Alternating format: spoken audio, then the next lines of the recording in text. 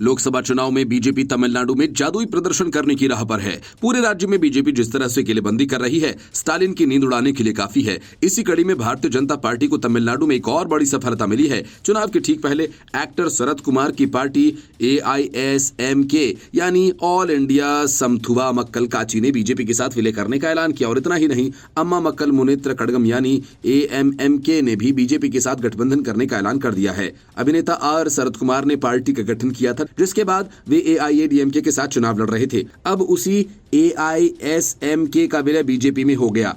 AIDMK द्वारा BJP के साथ गठबंधन नहीं किए जाने का फैसला लिए जाने के बाद कई दल खुद बीजेपी के साथ आ रहे हैं। इससे पहले AMMK ने भी बिना किसी शर्त के बीजेपी का समर्थन करने की बात कही थी। 2007 में ऑल इंडिया समथुवा मक्कल काची नाम की पार्टी की शुरुआत करने वाले शरद कुमार लंबे समय तक AIDMK गठबंधन का हिस्सा रहे हैं। साल 2011 में AIMMK ने विधानसभा में 2 सीटें जीती थीं। 2024 के चुनाव में AIDMK ने बीजेपी के साथ गठबंधन नहीं करने का फैसला लिया, जिसके बाद साल 2019 में NDA गठबंधन का हिस्सा रहे कई छोटे दल बीजेपी के साथ जुड़ते जा रहे हैं।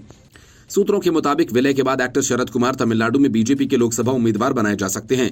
इसके पहले अम्मा मक्कल मुनेत्र कड़गम पार्टी ने भी भाजपा के साथ हाथ मिलाने की बात कही थी। पार्टी की तरफ से ये कहा गया कि वे आगामी लोकसभा चुनाव में भारतीय जनता पार्टी के साथ हाथ मिलाएंगे।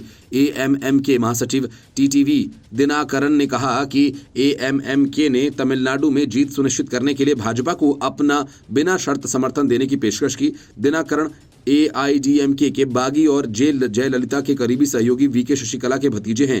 एक संवाददाता सम्मेलन को संबोधित करते हुए दिनाकरन ने कहा कि हम आगामी लोकसभा चुनाव लड़ने के लिए बीजेपी के साथ गठबंधन बनाने जा रहे हैं और हमने बीजेपी गठबंधन को बिना शर्त समर्थन भी दे दिया है।